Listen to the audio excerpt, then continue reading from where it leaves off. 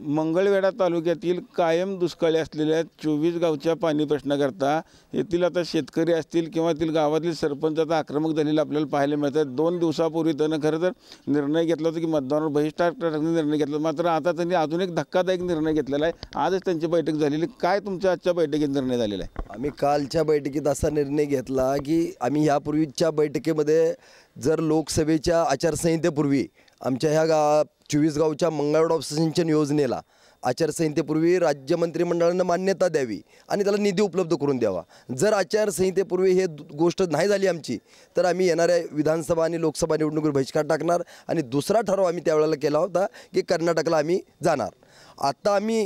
आता असा निर्णय घेतल्यानंतर आजच्या बैठकीत आम्ही निर्णय असा घेतला कालच्या की आम्ही कर्नाटकचे जे मुख्यमंत्री सिद्धरामय्या यांच्याकडे आम्ही वेळ मागितलेले आमच्या ह्या सगळ्या 24 गावच्या पदाधिकाऱ्यांना आणि आम्ही सगळे 24 गावचे सरपंच पदाधिकारी आणि शेतकरी 25 गाड्या घेऊन आम्ही बेंगलोरला मुख्यमंत्र्याला भेटायला जाणार आहे। तारीख काय निश्चित झाली का? त्यांनी वेळ वगैरे आज किंवा उद्या निश्चितपणे त्यांची तारीख मिळेल, जशी तारीख मिळेल तशी आम्ही सगळे बेंगलोरला जाणार आहोत।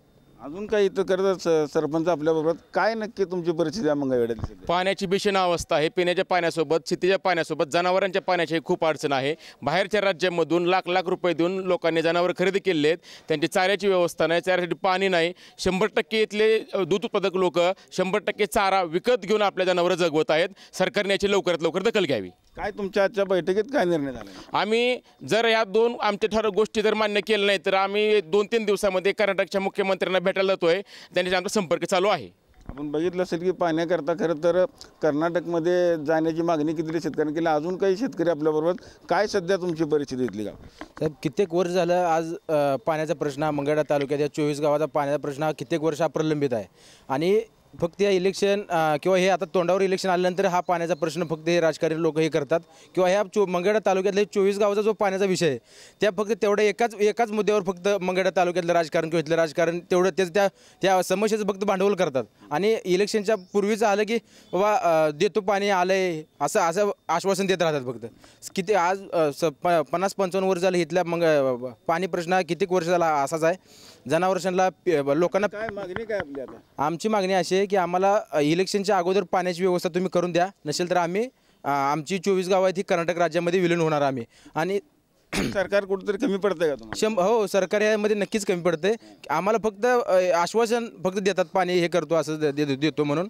आणि साहेब पाणी नसल्यामुळं दुष्काळग्रस्त भाग असल्यामुळं की इथल्या कित्येक आमच्या गावामध्ये 200-300 अशी मुलं आहेत की बाबा त्यांना मुलीच नाहीत।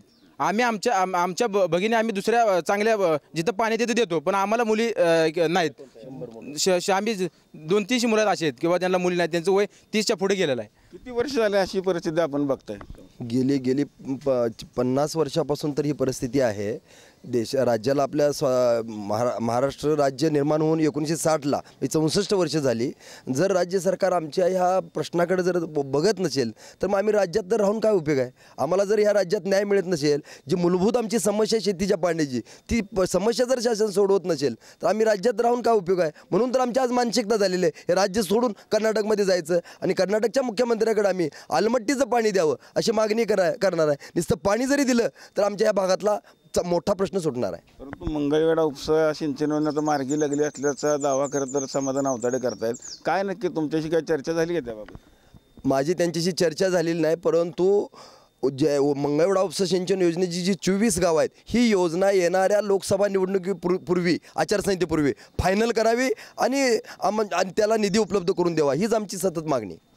अजून काही महिला देखील आपल्याबरोबर, त्या देखील आक्रमक झालेल्या आहेत। किती लांबून तुम्ही पाणी आणता, कशी परिस्थिती सध्या? 25-30 वर्ष झालं ह्या पाटकळ गावला पाणी नसल्यामुळं महिला बाहेरगावी कामाला जातात आणि महिला कामाला झाल्यावर काय तर अपघात होऊन महिलांना दगाफटका पण होतो आणि महिला बाहेर गावी कामाला गेल्यानंतर त्यांची मुलं अशी उन्हात ही फिरण्यामुळं ती मुलं आजारी पडतात। मग आपण संसार करतोय कशासाठी?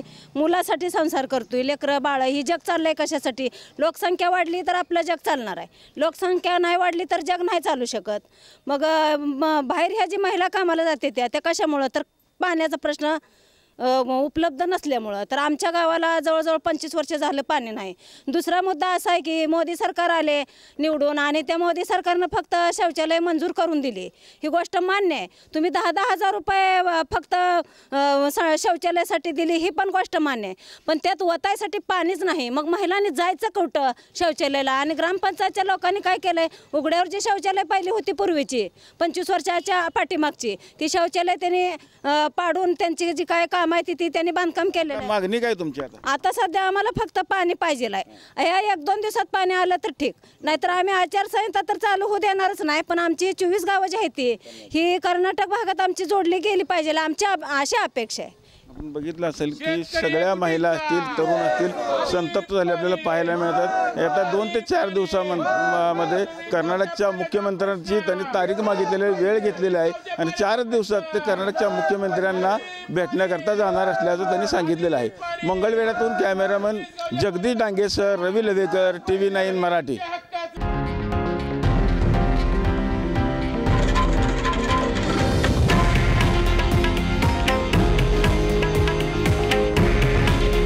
हे आहे देशातील नंबर 1 न्यूज नेटवर्क आणि आपण पाहत आहात TV9 मराठी.